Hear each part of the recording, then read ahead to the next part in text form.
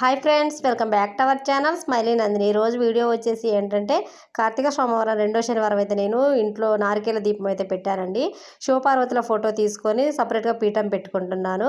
శివపార్వతుల ఫోటోకి అయితే నీట్గా గంధం కుంకుమ బొట్లు పెట్టేసుకున్న తర్వాత ఇంకా పూలు అన్నీ పెట్టేసి మనం నారికేల దీపానికి ముందుగా కొబ్బరికాయ అనేది శుభ్రంగా కడిగేసి కొట్టాలి. కొట్టిన తర్వాత మనకి పిలక ఉంటుంది కదా, 3 కళ్ళు ఉంటాయి కదా, 3 కళ్ళు ఉన్న వైపు అయితే మనం దీపారాధన చేసుకోవాలి. ఆ కొబ్బరి చిప్పలో ఆ కొబ్బరి చిప్ప ఇంకొకటి ఉంటుంది కదా, అదైతే నైవేద్యంగా బెల్లం ముక్క పెట్టి అయితే పెట్టుకోవచ్చు.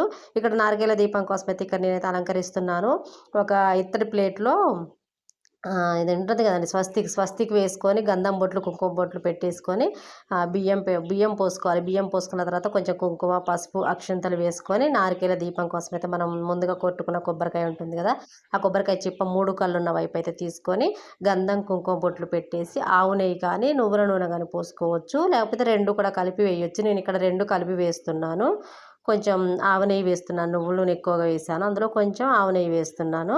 ఇక్కడ నారికేల దీపానికి 3 ఒత్తులైతే 2 ఒత్తుల్ని ఒక్కొక్క ఒత్తి చేసి 3 ఒత్తులు వెలిగించాలి. ఎందుకంటే బ్రహ్మ విష్ణు మహేశ్వరుడికి ప్రతిరూపంగా 3 ఒత్తులైతే వెలిగించాలి నారికేల దీపం.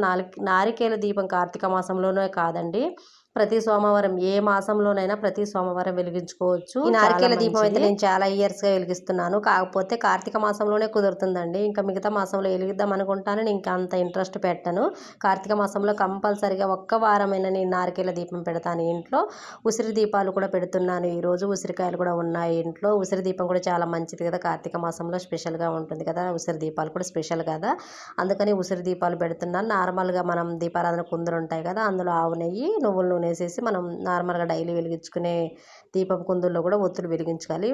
ముందుగా మనం పూజా రూమ్లోనైతే పూజ చేసేసి ఇక్కడ పీఠం దగ్గర ఈ స్వామి అమ్మవార్లకి ఇదంతా కూడా మంచిగా దీప ధూప నైవేద్యాలు అన్నీ కూడా చక్కగా పెట్టేసి దీపం అయితే వెలిగిస్తున్నాను. ఇక్కడ ప్రసాదంగా మనం కొబ్బరి చిప్ప బెల్లం అందులో కలిపి పెట్టాం కాబట్టి ఓకే అండి. ఒక పండు, ఒక బనానా అయినా జామ పండు అయినా యాపిల్ అయినా ఏదైనా పెట్టుకోవచ్చు.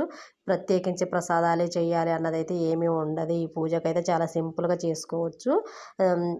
ఒక కొబ్బరి దీపం అనేది వెలిగించుకుంటే చాలా పుణ్యం అండి. కార్తీక మాసంలో ప్రతి ఒక్కరు కూడా వెలిగిస్తూ ఉంటారు చాలామంది, మాకైతే తెలిసిన వాళ్ళు.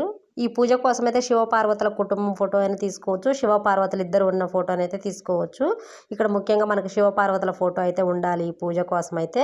సర్వసుగంధ సులేపితలింగం బుద్ధి వివర్ధన కారణలింగం సిద్ధసురాసురవందితలింగం రక్తనమామి సదాశివలింగం కనకమహామణిభూషితలింగం పనిపతివేష్టితశోభితలింగం దక్షసుయజ్ఞవినాశకలింగం తత్ప్రణమామి సదాశివలింగం కుంకుమచందనలేపితలింగం పంకజహర సుశోభితలింగం సంచిత పాప వినాశనలింగం తత్ప్రణమామి సదాశివలింగం